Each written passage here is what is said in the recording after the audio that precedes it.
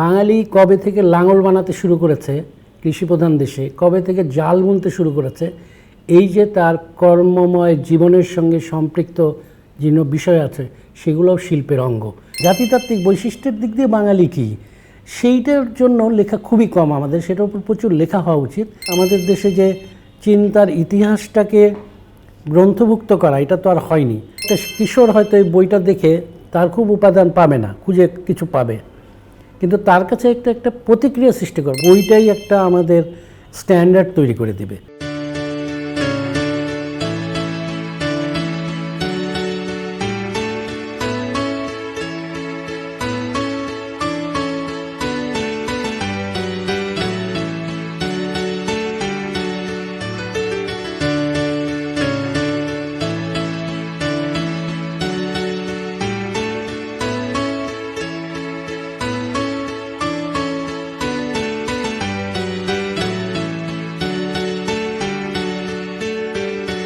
বাঙালির চিন্তামূলক রচনা সংগ্রহ বিশ্ব সাহিত্য কেন্দ্রের একটি বড় স্বপ্নের নাম। এর মধ্যে একটি গুরুত্বপূর্ণ বিষয় হচ্ছে বাঙালির শিল্পচিন্তা। সংকলনটির যিনি সম্পাদক মঈনুদ্দিন খালেদ, বাংলাদেশের এই সময়কার একজন উল্লেখযোগ্য শিল্প ও চলচ্চিত্র সমালোচক, তিনি আজকে আমাদের মাঝে উপস্থিত হয়েছেন। খালেদ ভাই, আজকে উপস্থিত হওয়ার জন্য আপনাকে অত্যন্ত ধন্যবাদ। তোমাদেরকেও ধন্যবাদ। বাঙালির শিল্পচিন্তা বলতে আসলে আমরা কি বুঝাচ্ছি? প্রথমে আমাদের যেটা জানতে হবে, বাঙালির বলে আমরা কি বুঝি, বাঙালিত্ব বললে কি বুঝি, বাঙালির অর্জন বলতে কি বুঝি। তখন আমরা যখন শিল্পের কথা বলি তখন স্বভাবতই আমাদের মনে হয় একটা ছবি কিংবা একটা ভাস্কর্য। বিষয়টা ঠিক এরকম নয়। বাঙালির শিল্পচিন্তা মানে এই যে এত পুরাতাত্ত্বিক নিদর্শন আছে, ময়নামতি, পাহাড়পুর, মহেস্থানগড়, যেগুলোকে ভিত্তি করেই ইতিহাসের অন্যান্য বিষয়ে লেখা হয়েছে। যারা লিখেছেন, যেমন নিহাররঞ্জন রায় বাঙালির ইতিহাস লিখেছেন, এটা তো একটা অন্যতম বই, খুব গুরুত্বপূর্ণ বই। তারপর বৃহৎবঙ্গ লিখেছেন দীনেশচন্দ্র সেন। সুতরাং এরা চেষ্টা করেছেন এইসব শিল্পের মধ্যে, অর্থাৎ পুরাতাত্ত্বিক নিদর্শনের মধ্যে বাঙালিত্বের বৈশিষ্ট্যটা কী, যেটার দিকে আমরা বুঝতে পারবো এটা একান্তভাবে বাংলাদেশের বাঙালির। এটা উড়িষ্যারও নয়, এটা উত্তরপ্রদেশ বা বিহারেরও নয়। এই যে বিষয়টা, এইটা আমরা যখন তাকাই তখন আমরা দেখতে পাই যে পাল যুগের চিত্রকলা এবং পাল যুগের ভাস্কর্যের মধ্যে বৈশিষ্ট্য আছে, এর আগে মৌর্য গুপ্ত যুগেও বৈশিষ্ট্য আছে। সুতরাং চিন্তার সূত্রটা ধ্রুপদী বলয়ের আলোকে এরকম, কিন্তু শিল্পচিন্তার বিষয়টা আরও গভীর, আরও ব্যাপ্ত। এই জন্য যে বাঙালি কবে থেকে লাঙল বানাতে শুরু করেছে কৃষিপ্রধান দেশে, কবে থেকে জাল বুনতে শুরু করেছে, এই যে তার কর্মময় জীবনের সঙ্গে সম্পৃক্ত যে বিষয় আছে সেগুলোও শিল্পের অঙ্গ।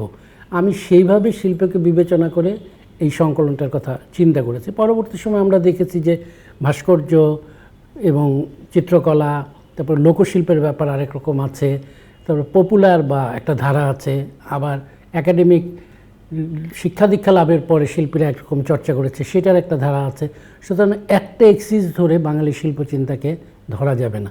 আমরা সেইভাবে বৃহৎ পরিসরে এই ভাবনাটা নিয়ে কারা কারা লিখেছেন সেই জিনিসটার দিকে গিয়েছি। আপনি এই প্রকল্পের সাথে সম্পৃক্ত কবে থেকে বা কিভাবে হয়েছেন? গত 25-30 বছরে প্রচুর শিল্পকলা বিষয়ক কোর্স পরিচালনা করেছি। তো ওইটা করার সুবাদে এখানে যখন আসা হলো, তখন একদিন আমি শুনলাম যে সাইদ স্যারের এরকম একটা চিন্তা আছে, তিনি এটা করতে চাচ্ছেন, আর অন্যান্য বিষয়ের সঙ্গে শিল্পের জন্য তিনি আমাকে নির্বাচন করলেন।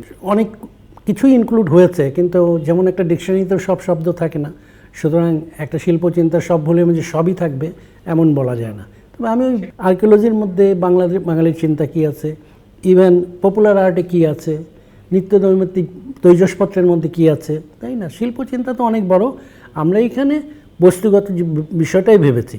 আমি তোমার সঙ্গে কথা বলছি, এটা তো বাঙালি শিল্পচিন্তা। আমার যে এক্সপ্রেশন দেওয়া বা আমরা যেভাবে মুভ করছি, এগুলোর মধ্যেও কিন্তু অনেক রকম ফিজিক্যাল অ্যানথ্রোপোলজির ব্যাপার আছে, এথনোগ্রাফিক ব্যাপার আছে।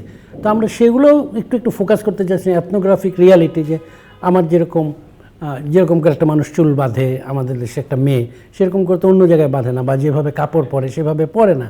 তো সেই রকম জাতিতাত্ত্বিক বৈশিষ্ট্যের দিক দিয়ে বাঙালি কী, সেইটার জন্য লেখা খুবই কম আমাদের, সেটার উপর প্রচুর লেখা হওয়া উচিত। সেই জাতিতাত্ত্বিক দৃষ্টিকোণ থেকে বাঙালির শিল্পের বাঙালিত্ব কোথায় সেইটা আমি দেখাতে চেষ্টা করেছি। নির্বাচনের প্রক্রিয়াটা কি ছিল? প্রক্রিয়াটা তো আসলে খুব কঠিন। আমরা যখনই দেখেছি যে ব্রিটিশ আমলের আগে সেই অর্থে তো প্রাচীন যেসব গ্রন্থ আছে সেখানে বাংলার উল্লেখ মাত্র আছে ইত্যাদি। ইংরেজদের আসার আগমনের পরে আমাদের দেশে যেটা হচ্ছে এক্সকাভেশন শুরু হলো, আর্কিওলজিক্যাল সাইটের এক্সকাভেশনটা আগে হয়।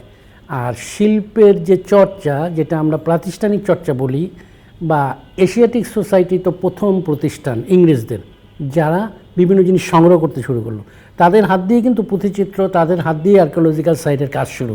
এশিয়াটিক সোসাইটি হচ্ছে ইংরেজরা প্রথমেই তাদের এই ভিশন নিয়ে আসলো যে এশিয়ান কি, সেটা ভারতের ক্ষেত্রে দেখলো, সেটার মধ্যে বাঙালি একটা অংশ।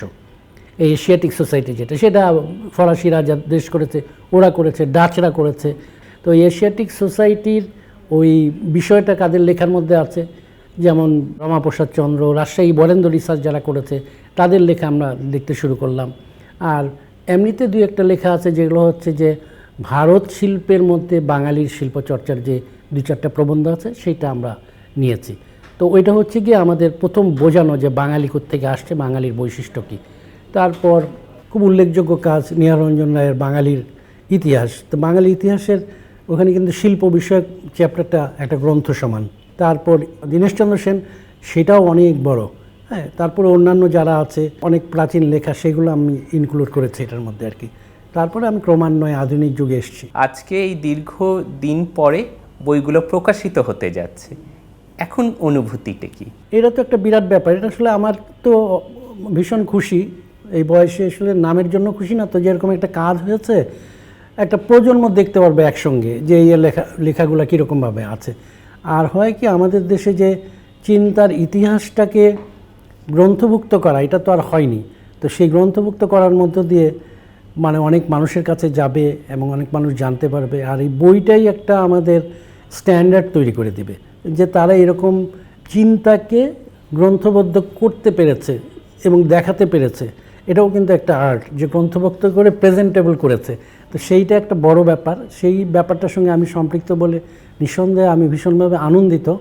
আর আরেকটা জিনিস হচ্ছে বিদ্যাচর্চাকে প্রাতিষ্ঠানিক রূপ দেওয়া, বিদ্যাচর্চা নিয়ে নবীন প্রজন্মকে আলোকদীপ্ত করা, এই জিনিসটা আসলে আব্দুল্লাহ আবু সাঈদ ছাড়া কেউই করেননি। একটা কিশোর হয়তো এই বইটা দেখে তার খুব উপাদান পাবে না, খুঁজে কিছু পাবে, কিন্তু তার কাছে একটা প্রতিক্রিয়া সৃষ্টি করবে। আচ্ছা, বাঙালি এত বড় চিন্তা করতে পেরেছে, এত ভলিউমে চিন্তা করতে পেরেছে, তার মধ্যে কিন্তু একটা রিয়েকশন। যখনই একটা বই থাকে মানুষের সামনে, সেটা কিন্তু একটা রিয়েকশন হয়। আমার সামনে যদি একটা ফুলের গাছ থাকে, যেমন আমার একটা প্রতিক্রিয়া হবে, অনেক ভলিউম শিল্পচিন্তা বা অন্য চিন্তা সহ যদি একটা থাকে, সেই জায়গাটা কিন্তু তাকে এক ধরনের অন্য জগতে নিয়ে যাবে।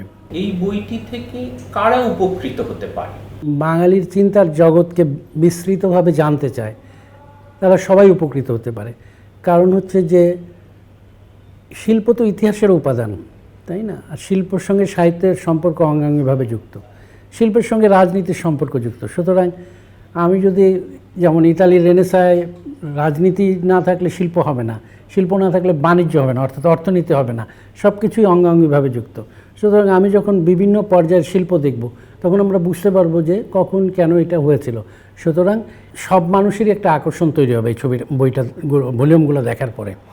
আর আরেকটা হচ্ছে যে মানুষের যারা এমনিতে পাঠক তারা পড়তে চাইবেন, আর যারা গবেষক এবং শিল্পের বিষয়ে বিদ্যালাভ করছে বিভিন্ন পর্যায়ে বিভিন্ন প্রতিষ্ঠানে, তারা উপকৃত হবে। এবং এটার যদি কখনো ইংরেজি ভার্সন হয় তাহলে আরও ভালো হয়, তখন আরও ওয়াইডার। সুতরাং একসঙ্গে এত শিল্পের চিন্তা বাঙালির, এটা ইতিপূর্বে কোনো বইতে গ্রন্থভুক্ত হয়নি। সুতরাং এটা একটা বড় জায়গা যেমন সম্পর্কে। এবং এগুলো তো আসলে শিল্পের কোষ গ্রন্থ, এটা তো যে কোনো গ্রন্থ না। কোষ গ্রন্থের বিষয়টা হচ্ছে যে আমি যেন একটা জিনিস প্রয়োজন পড়েছে চটজলদি আমি ওই ভলিউমটা বের করে দেখতে পাই, যার জন্য ওই সূচিপত্রটা ওরকমভাবে করা হয়েছে যে একজন একটা জিনিস দেখতে চাইলে দেখতে পাবে। আরেকটা বিষয় হচ্ছে যে গবেষকদের জন্য এটার বিশেষ প্রয়োজন আছে। অনেক বই বাজারে সবসময় পাওয়া যায় না, আবার শিল্পের অনেক বই সব লাইব্রেরিতেও থাকে না। এখন যেটা হয়েছে যে এই ভলিউমগুলোর মধ্যে একজন গবেষক সহজেই বইগুলো পেয়ে যাবে। আবার একটা হয়েছে যে অনেক বড় বইয়ের মধ্যে শিল্পের একটা ব্যাপার আছে, সেইটা খুঁজে বের করা একটা অনেক সময় সাপেক্ষ হয়। সেই জন্য বাঙালি শিল্পকে আলাদাভাবে বোঝার জন্য এই ভলিউমগুলোর গুরুত্ব অনেক বেশি। আপনি যে এত ব্যস্ততার মধ্যে আমাদের সময় দিয়েছেন সেজন্য আপনাকে অত্যন্ত ধন্যবাদ। আপনাদেরও ধন্যবাদ। আমি আশা করি যে আমাদের স্বপ্ন পূরণ হয়েছে এবং আমরা সেই স্বপ্নের প্রসারণ দেখতে চাই, বিস্তৃতি দেখতে চাই।